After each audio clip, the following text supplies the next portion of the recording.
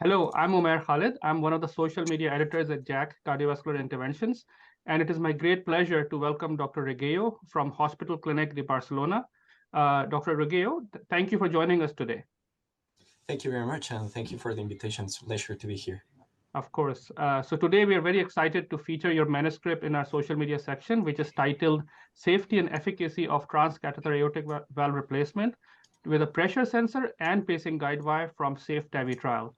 So Dr. Regueiro, could you please begin by telling us briefly about the SAVI wire? We would love to know about where exactly on the wire is the pacing function and where the pressure sensor is located, and how is the support of this wire compared to the other contemporary wires used to deliver the TAVR device, for example, Confida, Safari, LandoQuest, those kind of wires.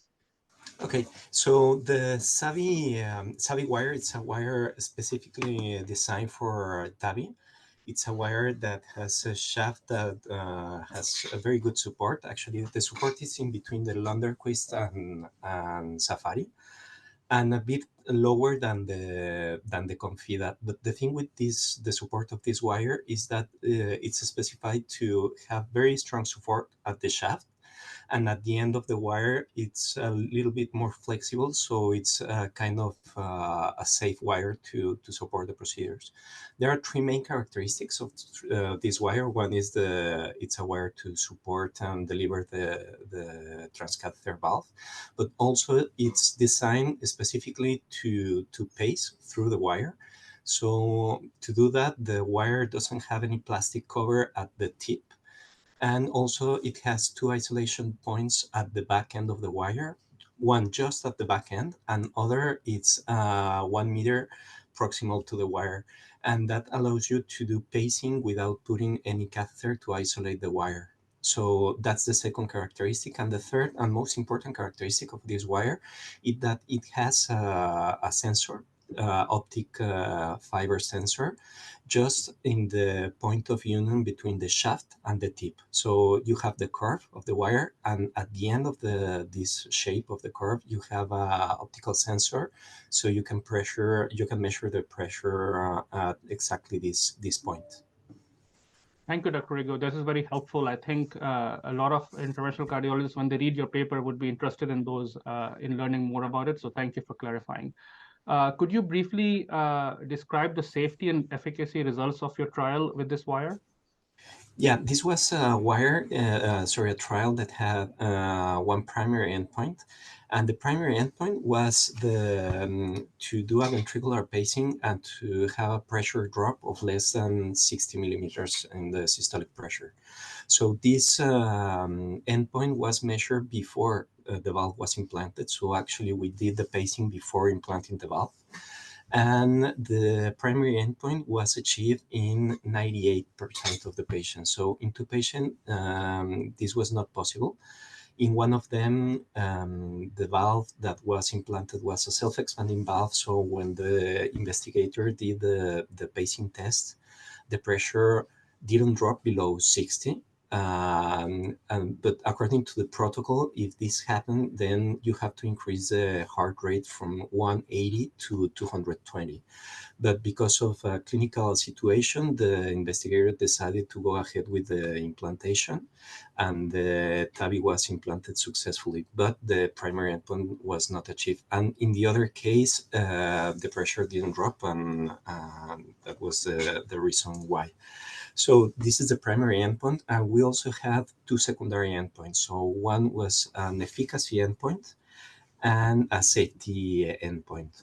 So the efficacy endpoint was measured if we were able to deploy the valve in the intended position, and the safety if we had any major complications. So we had one case of embolization of a SAPIEN valve, and this was because we had a loss of capture in the pressure.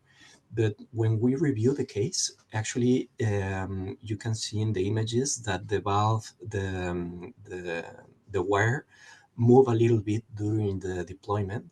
So the wire actually lost the pacing because it wasn't touching the wall of the ventricle.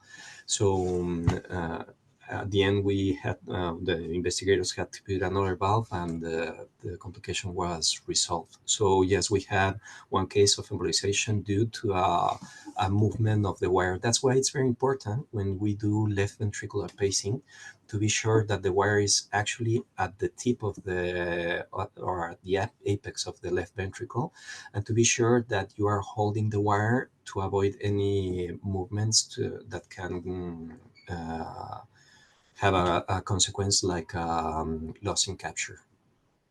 Thank you, Dr. Ego. That is very helpful to know. I mean, it's amazing to see like both the safety and efficacy endpoints were reached in predominant number of patients. The one patient, thank you for clarifying why there was a loss of capture, and the viewers can learn from that experience. From a practical standpoint, I know you discussed about the loss of capture and then what are the factors behind it. But also sometimes, as you know, post TAVI implantation, some patients need temporary, maybe permanent pacing after the procedure. So did the investigators have to place, a central line and a RV lead in some of the patients where the patient had some heart block? Yes, so per protocol, it wasn't pre-specified to put a RV or a venous line. So it depended on on each center. So in our experience, we did 30 cases of the 118 cases that were done. We only use venous line and right ventricular pacing in patients with right bundle branch block.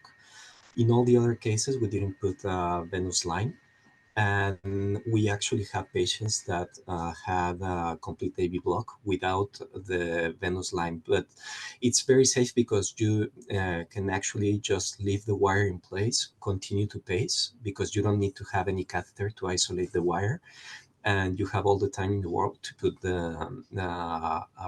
venous line and the pacemaker. Actually, there were cases in which it was needed to put a pacemaker, but we didn't have any major complication related to this situation.